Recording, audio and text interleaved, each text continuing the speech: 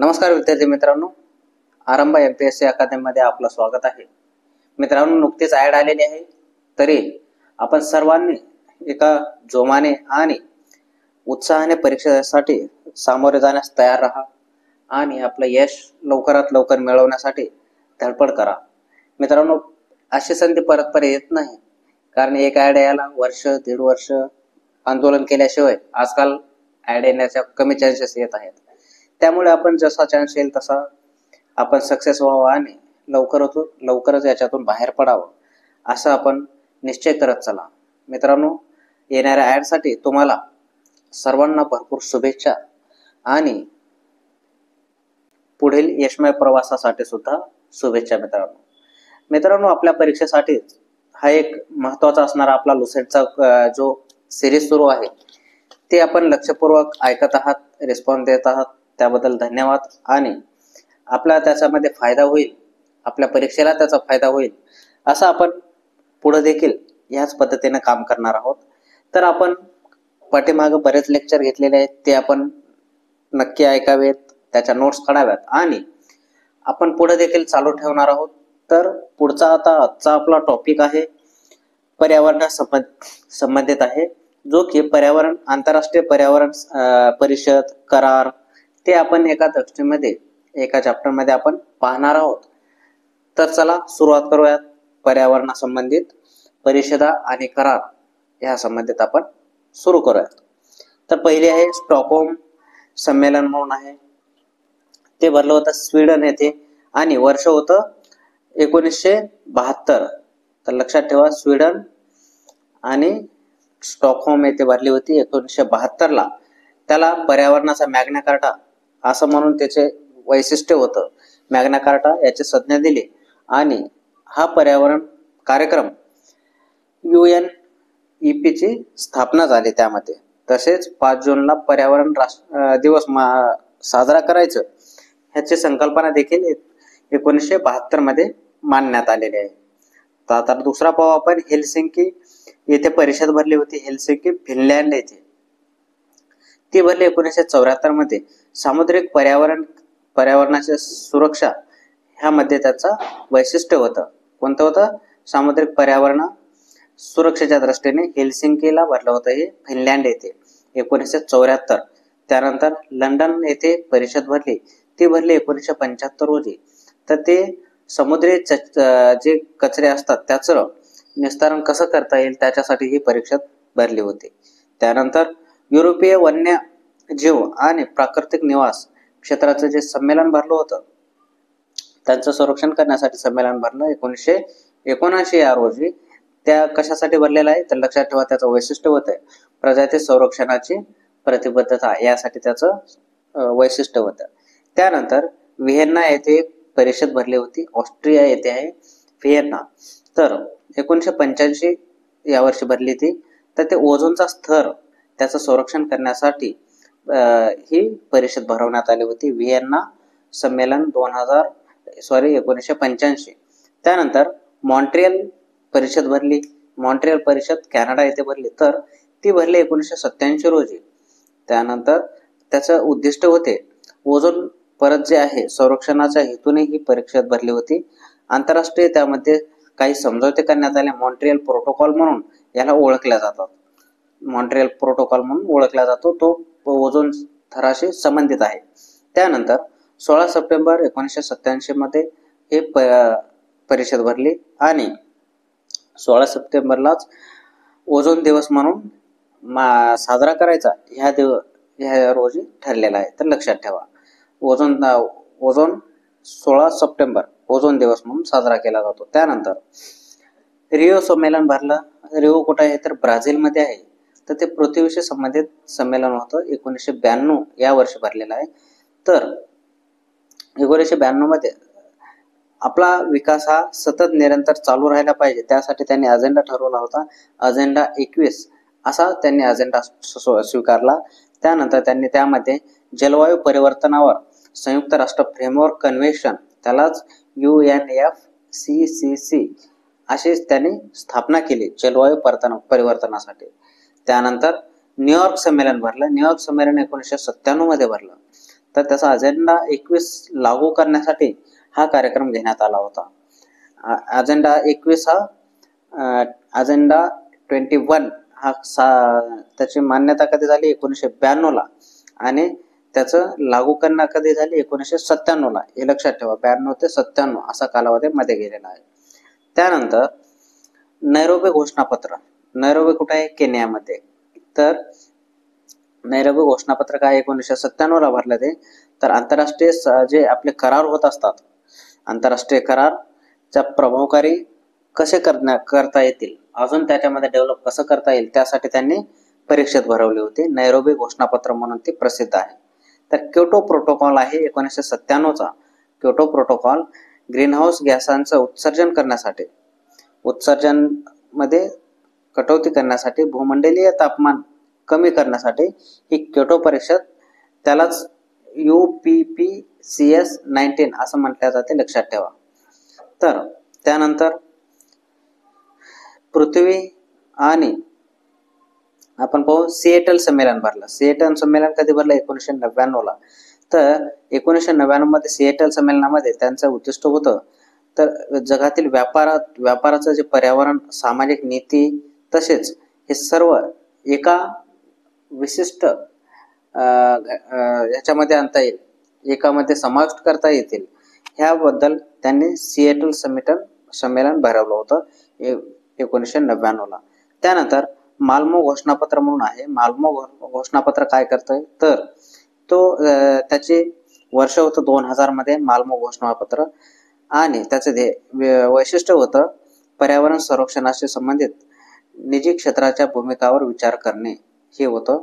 त्यानंतर इम्फोटेरा म्हणून एक संमेलन भरलं, इम्फोटेरा डब्लिन म्हणून, डब्लिन आयर्लंडमध्ये. तर ते भरलं 2000 मध्ये, 2000 या वर्षी. ते कशासाठी भरलं होतं? पर्यावरणाची सूचना आणि विस्तार करण्यासाठी त्यांची सहमती घेणे यामध्ये त्यांनी समाविष्ट केलं. त्यानंतर जोहान्सबर्ग रिओ संमेलन भरला. तर त्यामध्ये द्वितीय पृथ्वी संमेलन याला म्हटलं जाते. कशाला? जोहान्सबर्ग मध्ये भरलं होतं 2002 ला. तर सतत विकास आणि विशेष बल यावर त्यांनी फोकस केलं. त्यानंतर गरिबी उन्मूलन यासाठी त्यांनी जगातील एकजुटता करण्यासाठी त्यांनी कोशाची स्थापना केली आहे. त्यानंतर स्टॉकहोम संमेलन भरलं 2004 रोजी.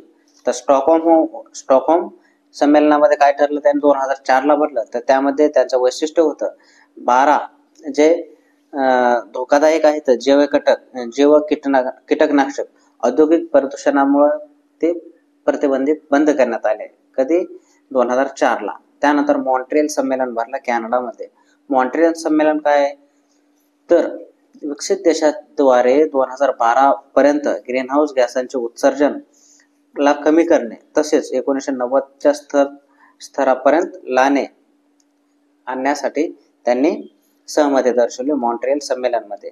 त्यानंतर नुसा दोहा संमेलन भरलं, इंडोनेशियामध्ये आहे ते भरले होते. नुसा दोहा संमेलन 2007 मध्ये ग्रीनहाऊस गॅसांच्या उत्सर्जनाचे दर 2050 पर्यंत 2000 त्याचा जो स्तर आहे त्यापर्यंत आणण्याचं त्यांनी घोषित केलं. त्यानंतर कोपनहेगन संमेलन भरलं डेन्मार्क येथे 2009 मध्ये. तर कोपनहेगन संमेलनामध्ये त्यांचं ध्येय काय ठरवलं होतं तर त्याच्या मुख्य वैशिष्ट्य काय होतं तर COP15 चे संमेलनाचे ब्रिक्स देशाने स्वच्छ कार्बन उत्सर्जनामध्ये 20% ते 25% पर्यंत कमी करण्याचा निर्णय घेतला आला. त्यानंतर कमी कार्बन अर्थव्यवस्थाची परिकल्पना जी मांडली ती कोपनहेगन संमेलनामध्ये डेन्मार्क येथे मांडली गेली 2009 मध्ये. त्यानंतर कानकून संमेलन भरले. कानकून परिषद मेक्सिको मध्ये भरली ती 2010 मध्ये. तर त्यामध्ये ठरवण्यात आलं की $100 अरब पासून हरित जलवायू कोष स्थापन करण्याचा त्यांनी निर्णय घेतला. त्यानंतर 20वा आहे डर्बन संमेलन भरला. डर्बन संमेलनामध्ये काय भरलं तर ते परिषदामध्ये COP17 म्हणून ओळखल्या जाते, ही दक्षिण आफ्रिकेमध्ये भरली होती 2011 मध्ये.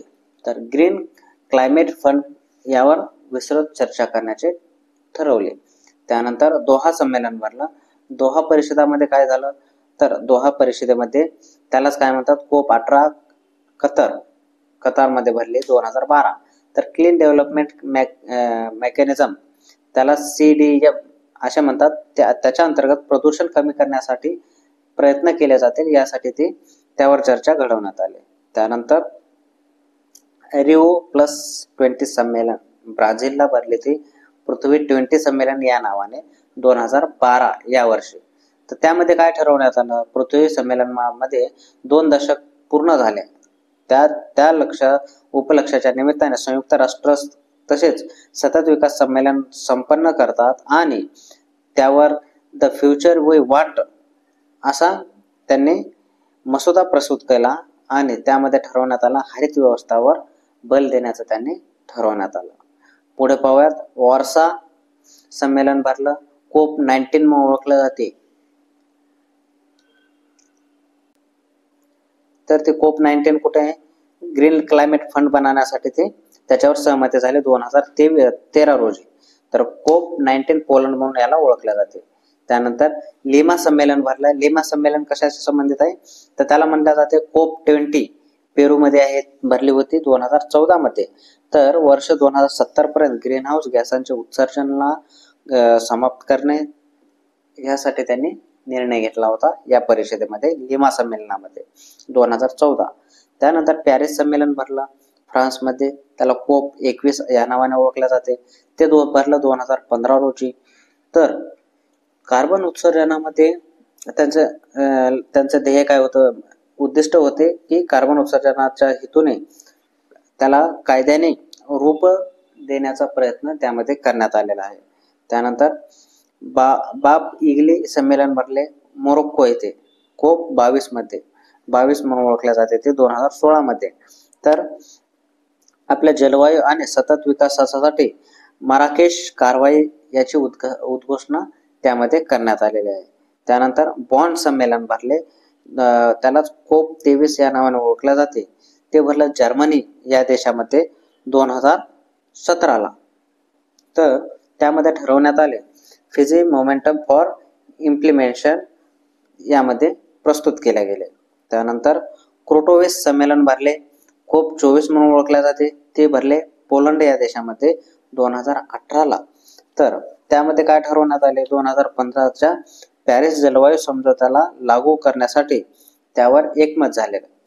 तर 15 मध्ये त्यांनी काय केलं होतं, कार्बन उत्सर्जनासाठी जे कायदे केले होते ते लागू करण्याचं कधी 2018 मध्ये त्यांनी 2017 मध्ये त्यांनी ते इम्प्लिमेंट करायला सांगितलं. त्यानंतर क्रोटोवेस संमेलन भरले कोप 24 पोलंड मध्ये. तर 2018 मध्ये पॅरिस जलवायू समझोतामध्ये लागू करण्यासाठी त्याच्यावर सहमती बनली. त्यानंतर मॅड्रिड संमेलन भरलं कोप 25 स्पेन मध्ये, त्यालाच काय म्हणतात कोप 25. तर ते भरलं स्पेन मध्ये 2019. तर त्यामध्ये त्यांचे चर्चाचा विषय होता युरोपीय आयोगाने युरोपियन ग्रीन डील या नावाने दस्तऐवज प्रस्तुत केला गेला. कोणता होता, युरोपियन ग्रीन डील या नावाने. तर मॅड्रिड संमेलन भरले होते कोप 25 या नावाने ओळखून स्पेन या देशामध्ये आणि वर्ष होतं 2019. तर अशा प्रकारे मित्रांनो हे विविध महत्वाच्या आंतरराष्ट्रीय पर्यावरणाशी संबंधित संमेलन जे भरले होते परिषद आणि त्यात करार काय झाले हे आपण ह्यामध्ये पाहिलेलं आहे. आता आपण पुढचं पाहणार आहोत आंतरराष्ट्रीय पर्यावरणीय पुरस्कार जे आहेत जे मिळालेले आंतरराष्ट्रीय लेवलला, त्याचा आपण आता पुढच्या लेक्चरमध्ये घेणार आहोत. तर मित्रांनो आपलं लुसेंटची जी सिरीज आहे ती निरंतर अशीच पुढे राहणार आहे आणि महत्वाच्या विषयावर आपण डिस्कस करत आहोत आणि निरंतर ही आपल्यासाठी आम्ही घेऊन येत आहोत. सोप्या भाषेमध्ये ट्रान्सलेट करून आपणास सांगण्यासाठी बराच कालावधी जातो आहे. तर त्यामुळे मित्रांनो आपण याचा पुरेपूर फायदा करून घ्यावा आणि आपल्या परीक्षेसाठी त्याचा उपयोग करून घ्यावा. तर मित्रांनो आपलं यूट्यूब चॅनल आहे आरंभ MPSC अकादमी या नावाने, तसेच टेलिग्राम चॅनल आहे, इंस्टाग्राम चॅनल आहे आणि फेसबुक पेज देखील आहे. त्या सर्वांना आपण फॉलो करावं, सबस्क्राईब करावं आणि आपल्या मित्रांना देखील शेअर करावा. धन्यवाद मित्रांनो. आपण भेटूया पुढील लेक्चरमध्ये पर्यावरणासंबंधित आंतरराष्ट्रीय जे पुरस्कार असतात त्यावर आपण सखोल चर्चा करणार आहोत. चला, धन्यवाद.